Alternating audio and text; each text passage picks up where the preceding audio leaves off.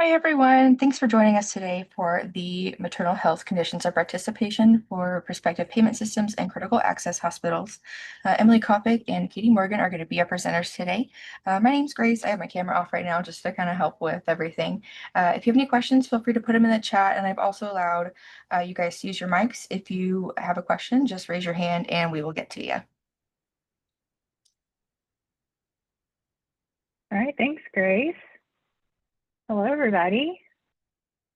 My name's Emily Kopic. I'm the Vice President of Clinical Excellence for the Oklahoma Hospital Association, and I'm happy to have my partner in crime, Katie, on with me. Katie, you want to introduce yourself? Good afternoon, everybody. My name is Katie Morgan. I am a program manager with the Oklahoma Perinatal Quality Improvement Collaborative, or OPQIC. We'll go ahead and jump right on in. So neither one of us have anything to disclose for this presentation today, but we're just excited to share with you what we've learned over the last few months regarding these new condition of participations impacting hospitals and critical access hospitals. And so our objectives today, we will discuss those CMS condition of participations. We'll kind of discuss what they are in general, and then we'll go deep into what each one of the new ones are that are going to impact our hospitals. We'll look into the final rule process, and then we will do discuss best practices compliance. This is where we'll ask you all to also put in the chat or come off mute and discuss some of the things too that you're doing at your hospital. So the CMS condition of participation, when I think of those, I think of them almost in this form as books in my mind. And so when I was making this presentation, I thought I'm just going to find a graphic to where I can put CMS COPs are basically the building block for the rest of all your other policies and procedures and regulations and things that you see in your hospitals. And so when you see here that you have evidence-based practice and policy, typically your policies at your hospitals have to meet or exceed your CMS COPs. And then if you have an accrediting body that comes in and deems your status, or you pass surveys in order to receive payment from Medicare and Medicaid, then you also have other requirements that you have to meet and exceed in your policies and protocols. But really your COPs are just your foundation that everything else builds upon. When we think about the final rule process and the annual federal rulemaking process, you can see here it's cyclical. And every year, and about every 6 months, it feels like a new proposed rule is released.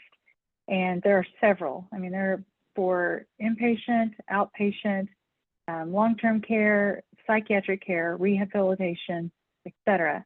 And you can see that CMS develops changes to the regulation, then they put out a proposed rule. Like currently, we're in the comment period for the inpatient prospective payment and long-term acute care proposed rulemaking process as we speak. And so they'll release those, ask folks to send in any comments regarding the proposals that they have in that rule. And then they take that back, and about 3 or 4 months later, they come back with their considerations of those comments as a final rule. And then typically after that final rule is released, a lot of those recommendations go into play around 30 to 60 days after.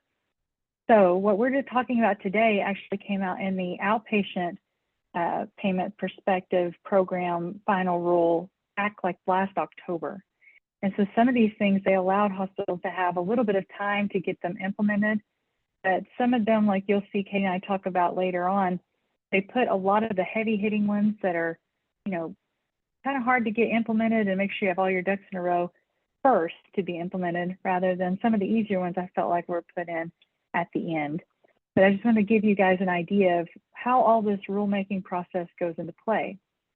And also currently, with the way everything is going on at the federal government level, you'll see that a lot of the things that were in the proposed rules and final rules from the prior administration when Biden was president are being walked back or completely removed in these current rules that are coming out under the Trump administration.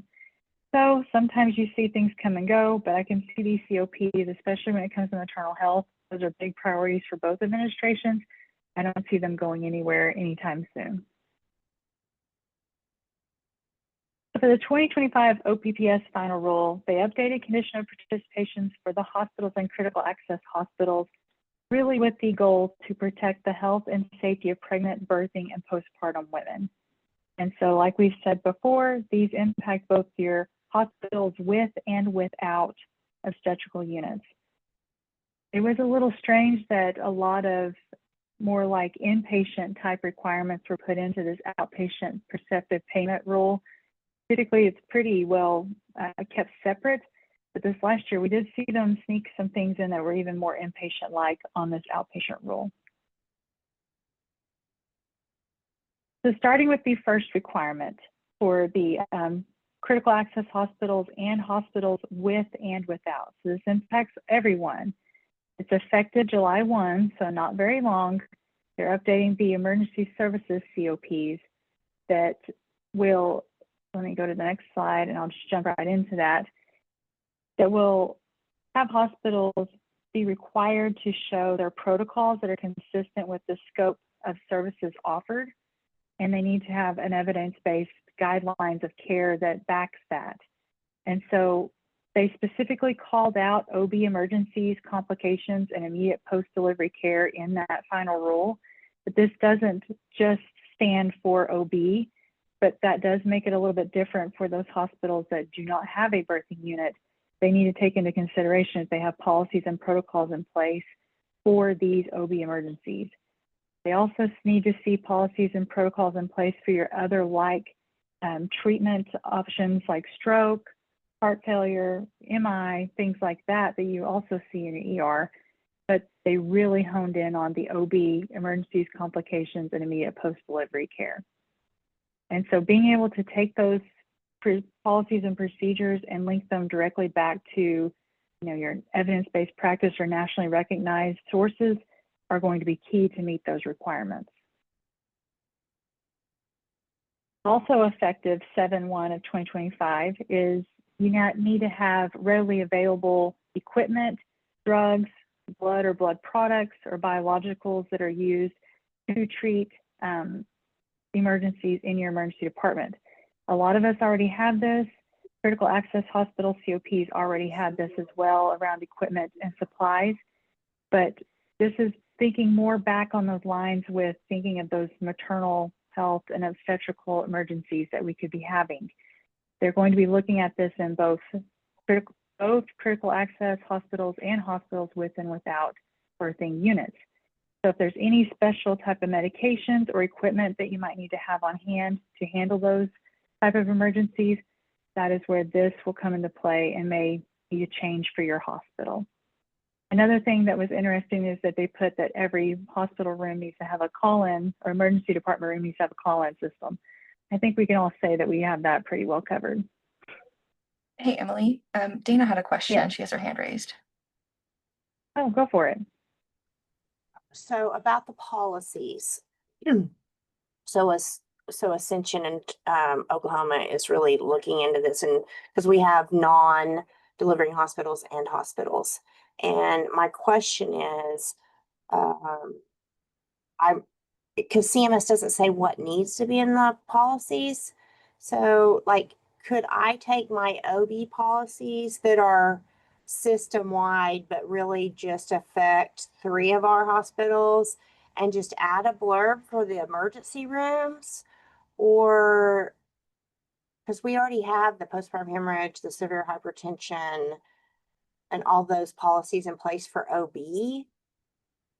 But is it okay to just add those people, the non-birthing hospitals, to those policies? Or should we write completely separate different policies? Because I'm really confused about the policies. Yeah, I mean, I would hate to have you have to rewrite policies and recreate new policies. I'll have Katie, I can see her nodding while you were talking on about your question. But for me, it's just making sure that the specific things in that policy are applicable to all those hospitals. So you don't write anything into that policy that maybe that other hospital may not have on hand or have readily available. You just may have to have some caveats in them. So I would just double check through there, but I'll also defer to Katie because I know she's the expert on this. Oh gosh, no, there's a lot of people on here that I think are definitely experts, but So one thing with Ascension, St. John Sepulpa has already written some policies. I would definitely check with them just because they did get one of our Mama Natalie's and they had to have those policies in place beforehand. But a lot of our larger systems, Mercy and Integris, all have non-birthing hospitals attached to them, freestanding EDs. And most of what all of them have done is just make sure that they put something else in there. It can either work both ways or they write a new one for the ED, but it is very similar to what you guys are doing in labor and delivery. They just may have a few different things that they have there, or they don't have all of the equipment that we have in labor. We also have some examples of those on the OPQIC website. I think we have Integris's on our website and Mercy's on our website. So I am all about not reinventing the wheel. They've had JACO reviews since those have come through and those passed. So I would definitely take a look at those and see what they were able to do. Thank you so much. Yeah, I think especially when it comes to policies, if you can keep them aligned fairly well across your departments, especially with as many nurses as we have typically going back and forth, it helps for sure. But make sure that everything is available at your big system ERs where they're delivering babies, as well as those non-delivering hospitals.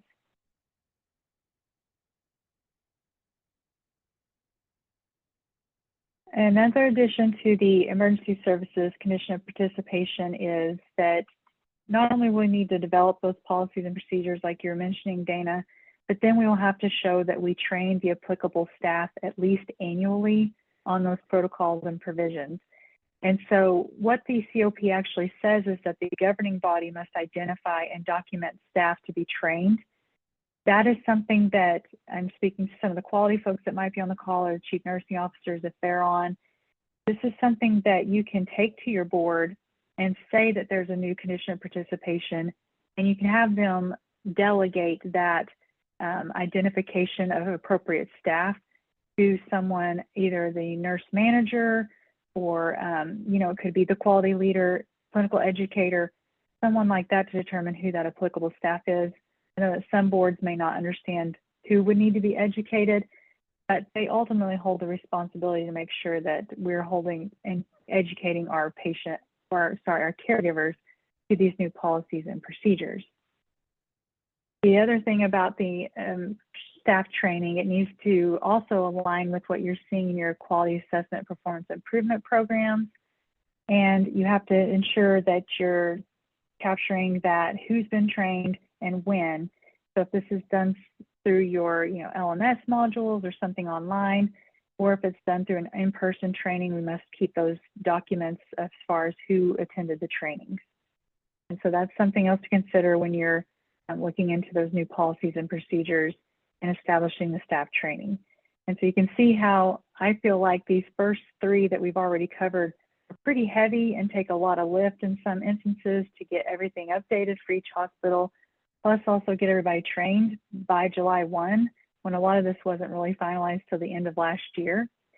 What I've heard from colleagues across the nation, and most recently I was actually with someone from the CMS COPs, one of the directors there when I was in DC, and they said that they wouldn't come down really hard on anyone if they didn't have all this in place, like by say July 2nd.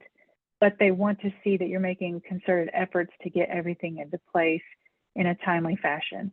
And of course, we all know that we get these sightings sometimes that we do still have an opportunity to correct that and go on. But none of this should shut down your hospital if you don't have it ready by July 1. We just need to be making concerted efforts and have plans toward it. Now, the next few that we're going to cover, they impact hospitals and critical access hospitals with obstetrical services. So everything that we've covered so far has been for both with and without. These are specifically for hospitals that have obstetrical services. I'll go into each one of these in detail. The first is revisions to the discharge planning COP for all birthing hospitals related transfer protocols. And so I know that this is a big one for a lot of hospitals because this impacts not only your small, but also your large urban hospitals and all across the board. This is also effective July 1. We have to have policies and procedures about transferring patients. Now, this isn't just specific to OB patients, but it was called out in the final rule around wanting to see how that is handled in your policies and procedures, and just to make sure that every patient's getting the appropriate level of care as soon as possible. And so a lot of folks thought, well, this is just when I'm transferring patients from my hospital to another hospital. Well, actually, this COP includes your ED patients that are being admitted to the inpatient side, as well as anytime you take a patient from another inpatient unit to a different inpatient unit within your hospital. They want to see that you have a policy and protocol around how you handle those transfers, both within your hospital walls and then also outside your hospital walls. The other new COP that they have is the baseline standards for organization staffing and delivery of care in OB units. Now, this one, they did give us a little extra time. They gave us till January of 2026 to get this implemented. And really, this one, I feel like a lot of our hospitals already have this in place and could meet this tomorrow if we needed it. So when you think about the organization staffing, a lot of folks thought staffing, they're thinking ratios, et cetera. No, it's really boils down to making sure that your OB services are integrated within other departments. So they're not on an island by themselves. They don't have completely different operating principles than the rest of your hospital. You also want to make sure that the same resources that are available in another inpatient unit are also available to your OB departments. And they want to see that it's supervised by an experienced MD, DO, APP, or RN. Now, the caveat to this is CMS did not say what constitutes experienced. And so that is where I would say each hospital would need to articulate on how they determine what experienced is in their eyes. Not saying that you have to have that in policy anywhere, but I would just say that, you know, if you have somebody with less than a year of experience, you may have a difficult time, you know, relaying that as being truly experienced in that role. So just keep that in mind. You might want to talk with your leadership if you have any current situations that way. But I know a lot of us have very experienced folks that can be the supervision of their units. OB privileges, not too much different than what we already have in place, where all practitioners' privileges are based upon their competence. We already do this on a day in, day out basis with all of our practitioners, so I don't see this being too much of an impact for a lot of our hospitals. Along with the same line of the same COP that's effective on January 1st is having protocols and procedures for OB emergencies within your OB units.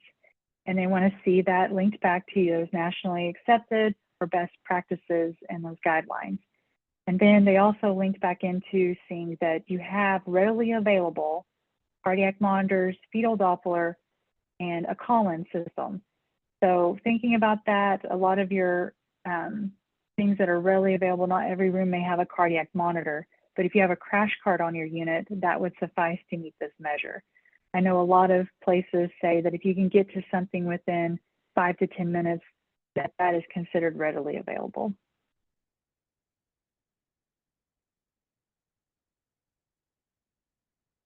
The other COP, and I just want to give a background for those of you that do not have a vast, experience in quality land or in risk management or safety land, is about quality assurance and performance improvement. And a lot of folks think QAPI is another bad word because they think it's on top of and beyond what you already do as far as performance improvement. When you think about actually quality assurance and performance improvement, or QAPI, your quality assurance is looking at and establishing what measures are coming down the pike or what you're already tracking, and understand where you need to make those improvements. And so, of course, PI kind of speaks for itself.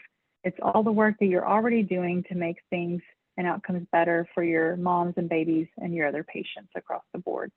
So when people say QAPI, don't get too scared. It's a lot of you are already doing this work. It's just a different way of thinking. And it's definitely a different way of nomenclature when you're talking with a surveyor, using the quality assurance performance improvement lingo. Don't know you got it covered. The biggest thing with QAPI is having that engagement of your leadership and your board governance. And so everybody, every clinical department typically has QAPI projects that are then taken up and approved by the board at your facility. Or if you have a system board that oversees all your facilities, Sometimes it even goes through that board. And surveyors will want to see that your board is aware of the performance improvement projects that you have going on in your hospital and that they align with the data that they're seeing as far as outcomes data or any of the other performance data that your board is receiving on a monthly or quarterly basis. And so when you think about the new COPs related to maternal QAPI, really a lot of you are doing this, but some of them have a little different caveats than what we've seen before. And so they definitely want to see that we're measuring and analyzing and tracking health equity data. And I know that's kind of the buzzword right now that the current administration is removing out of a lot of measures, but I have not seen anything where this is being changed with these COPs currently. And so what they're really seeing, and what we all have seen in our studies and all the data that's been going around, is there are disparities among different ethnic groups, racial groups across OB care. And so that's what the previous administration was hoping to do with this, was to really help hospitals hone in and look at their own data with that type of lens. The next thing would be to prioritize and identify those outcomes and those disparities, and then develop and implement improvement plans to address those disparities once they're acknowledged. And then at least you have at least one measurable OB-focused PI project each year. I'm sure you guys are all chuckling to yourselves because just one OB measure sounds so easy to do, because we know there's a lot that we can improve upon across the board, but you at least have to have one to meet these COPs.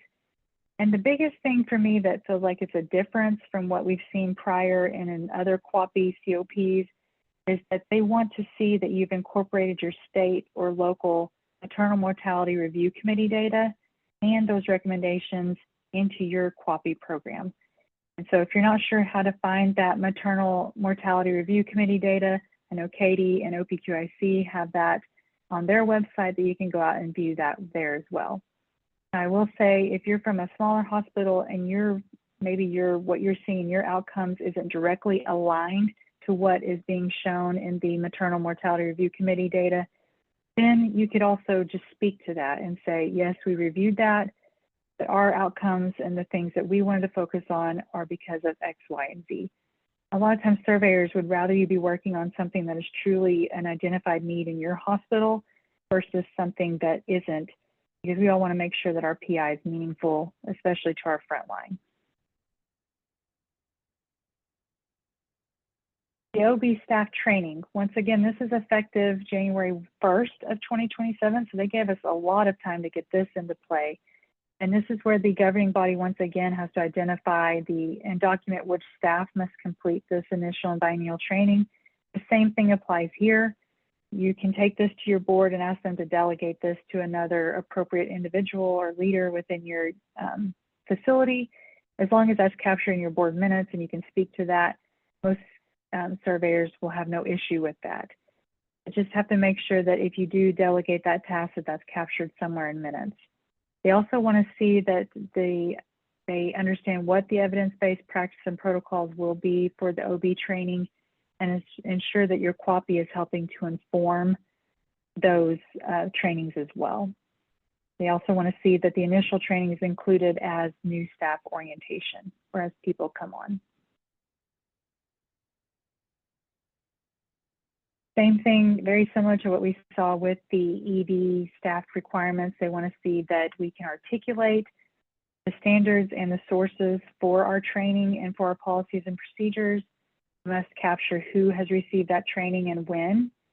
And then we have to show that staff can demonstrate knowledge on that training. So if that's a quiz, or if it's an LMS module, it's those questions in between each slide, something like that, to where they can show that staff has received that training and are competent in that training. So just to wrap things up for me, I will share this single slide. I feel like this is probably the most important slide, if there's any one of them for sure. It just helps you align when and what is coming and when it is required for us to have in place. So once again, July 1st, 2025, which we know is just a few weeks away, the emergency services readiness and the hospital transfer protocols. January 1st of 2026, we have our baseline standards for OB services.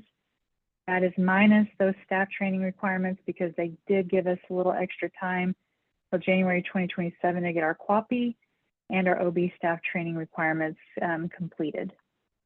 So if you have any questions for me, I'd be happy to take them now, or you can feel free to leave them at the end. I will be turning this over, I feel like, to my guru next door, Katie, to share what resources and things that OPQIC have in place to help you all be compliant with these new standards. Thank you so much, Emily. She knows all this stuff when it becomes all these different acronyms. That is definitely not my wheelhouse. So having someone to partner with in the quality department has made this so much easier for me. So we have some great things. She went over all the things that you're supposed to be doing. Now let's talk about what we have in place to actually help you do those things.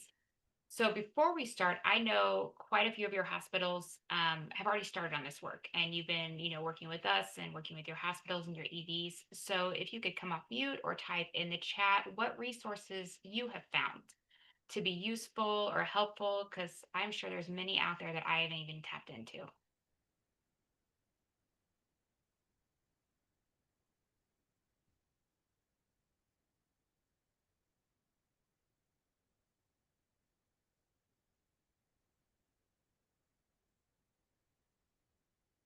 Okay, while we're waiting for folks to type in, I did see a question regarding the emergency department staff must be trained on our OB protocols by July 1. Yes, according to the COPs, that is when those folks need to be trained. They also have to show that they're competent. So a quiz or an LMS module that captures that would be helpful for that. But just wanted to address that while we're waiting for folks to respond. I can speak really quickly to what I created some OB emergency education for our emergency department staff. It's not on our protocol, so I need to revamp that, but A1 has excellent education for non-OB nurses, just basically for the ED, and I used everything from that, and it was really good stuff. Thank you for sharing that, Heidi.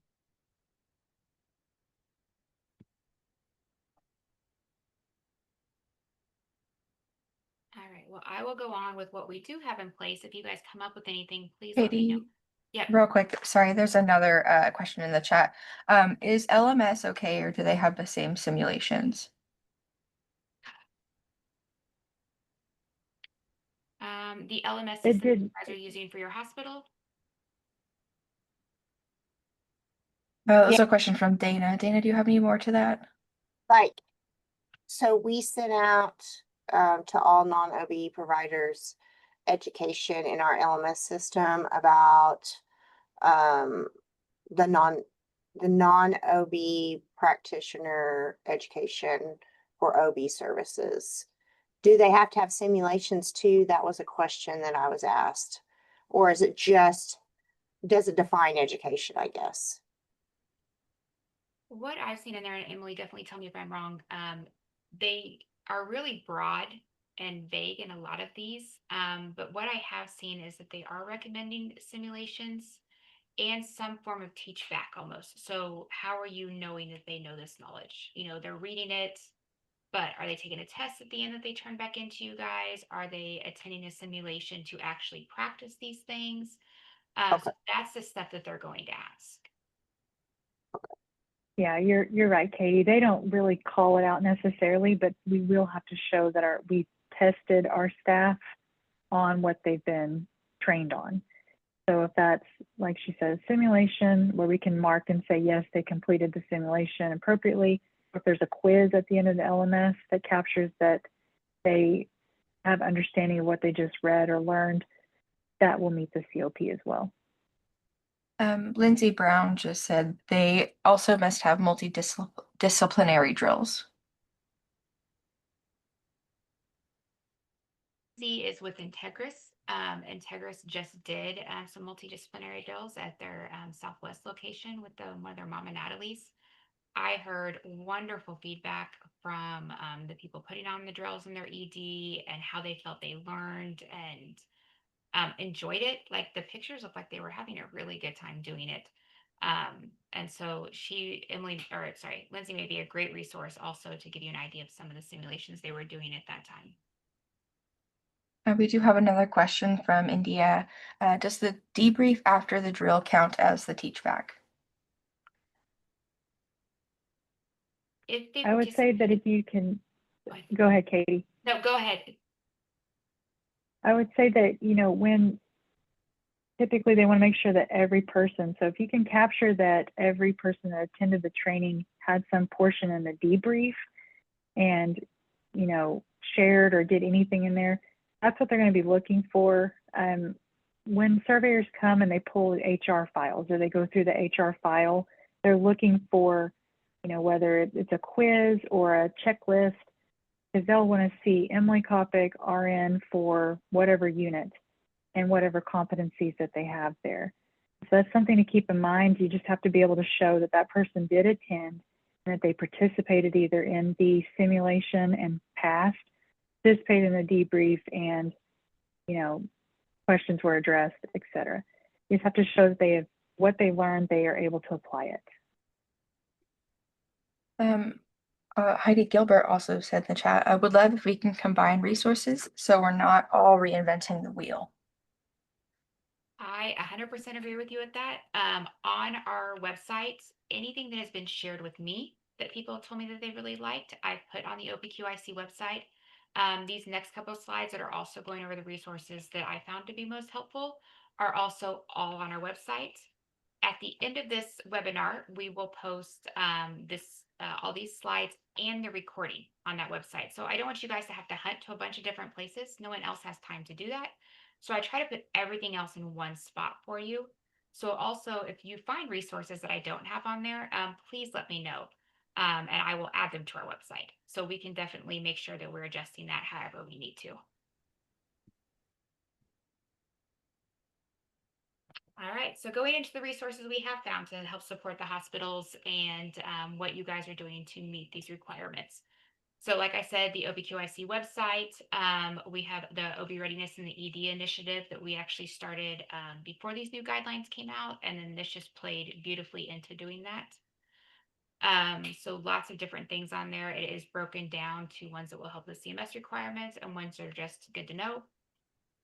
The Alliance for Innovation in Maternal Health, so AIM. I did try to spell out all these acronyms because there are so many of them. But AIM has an obstetric emergency readiness resource kit. It is, to me, like the Bible of this. It has wonderful, wonderful information on every requirement that you're going to have here. So they discuss hemorrhage and severe hypertension, sepsis, perinatal mental health, substance use disorder, and cardiac conditions. It also has simulations to be run in the ED, broken down exactly how to run the simulation, as well as a debrief sheet and a sign-in sheet. So everything you would need is in that one little packet. They are great. And then AIM also has a community birth transfer resource kit. So that requirement that you must have transfer policies in place, they have put all of that together for you, and you can just adapt it to suit your facility's needs. So making sure you do have those evidence-based protocols. A lot of our larger hospitals have people that are wonderful at doing this, and this is their job that they do all day long. But we are well aware, especially our critical access hospitals and our smaller hospitals do not have those resources. It's usually like a manager of your ED trying to write these up on top of staffing your ED during the time. So we do have some of those on our website that we found from some of our larger hospitals that are very good. But if there's ones that you cannot find and you just need help and not have to reinvent the wheel, let me know. I'm happy to reach out to those other hospitals and ask them to share with us. And then documentation. Just like in healthcare, if it's not documented, it didn't happen.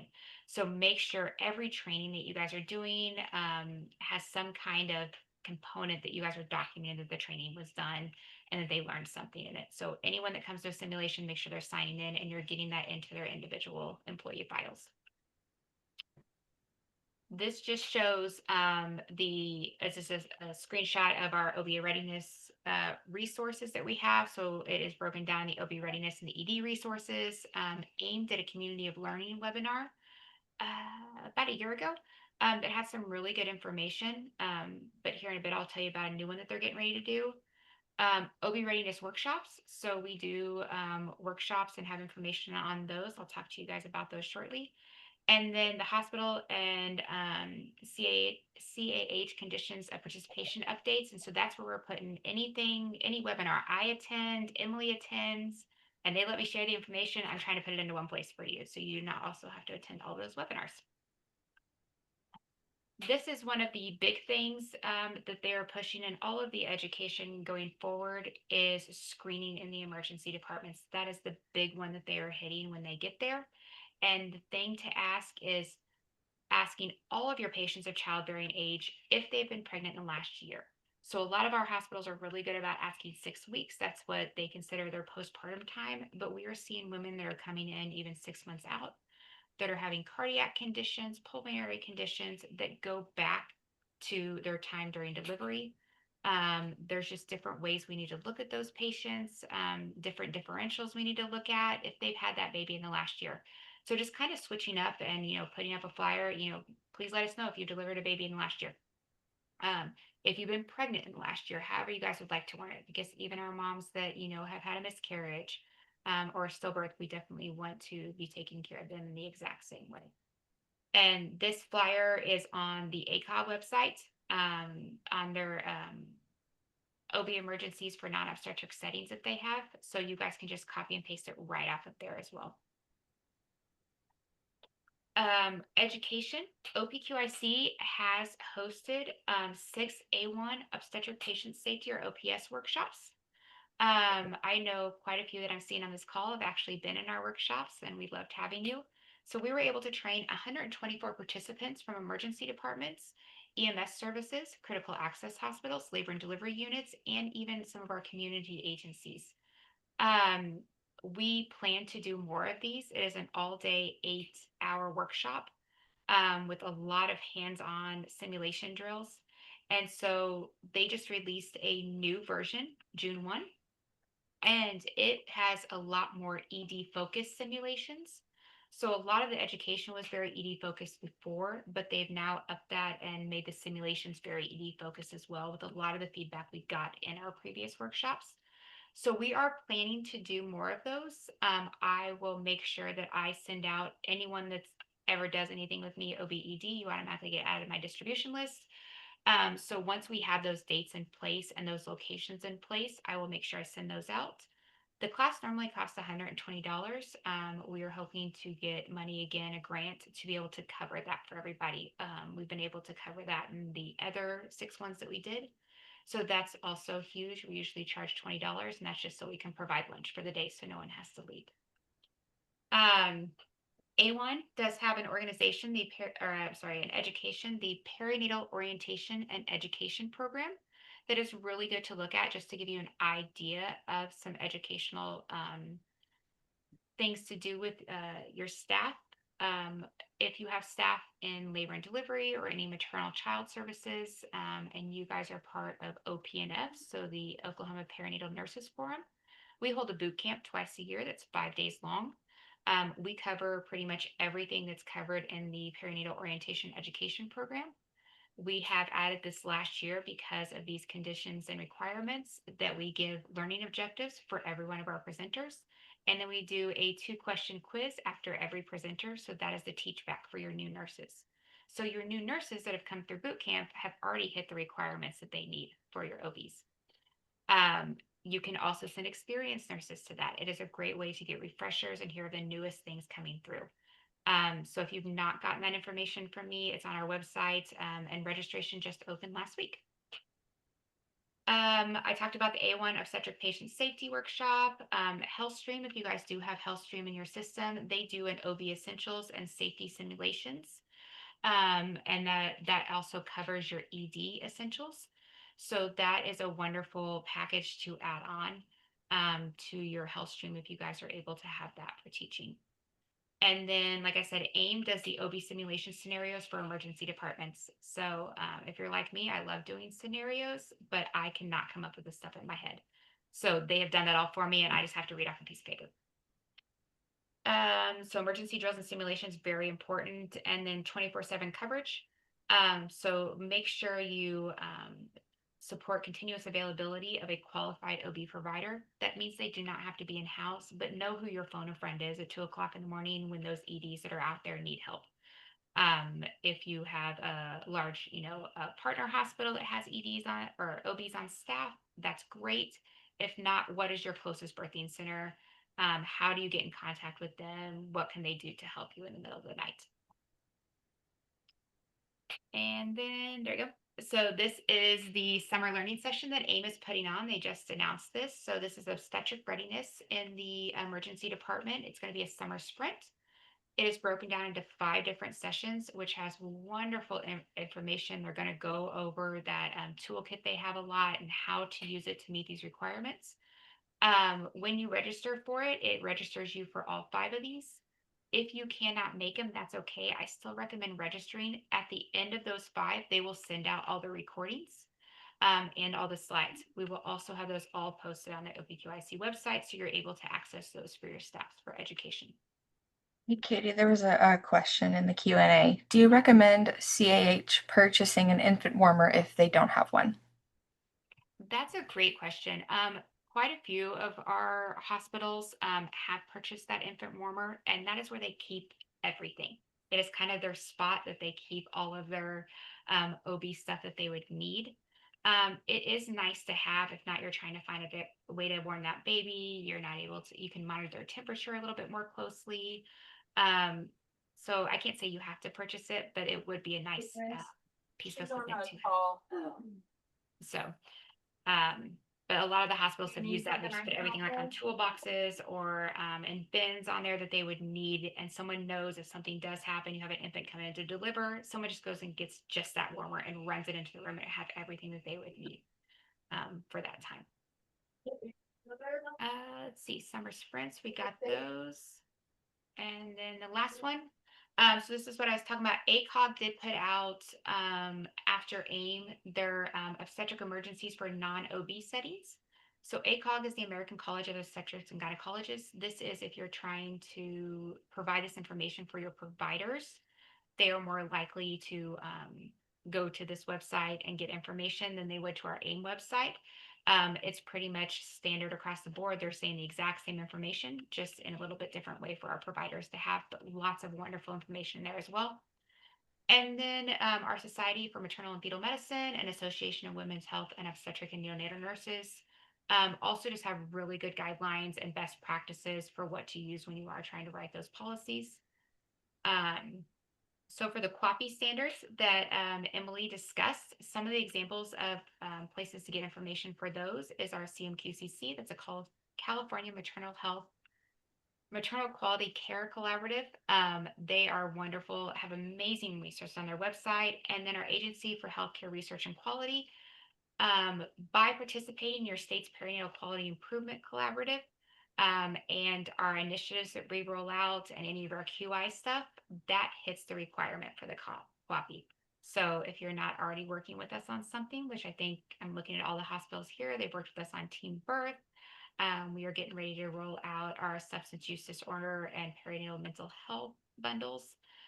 So if you're not working with us on any of those and you want to make sure that you are, that would definitely hit those requirements for you. I think that is all I had, Emily. That was a lot of acronyms and a lot of information, but when we send this out, all of those links, you'll be able to click on them and get them. Yes, for sure. And once again, I wanted to share all the resources that we utilize to put this presentation together. So if any of you like to go and look in the background and dig deeper, feel free. All of the resources are here along with their links to get to them as well. And when CMS does release interpretive guidelines regarding these new COPs, Katie and I will get together. We'll get those posted out on the OPQIC website under the new COP heading as well. Any questions?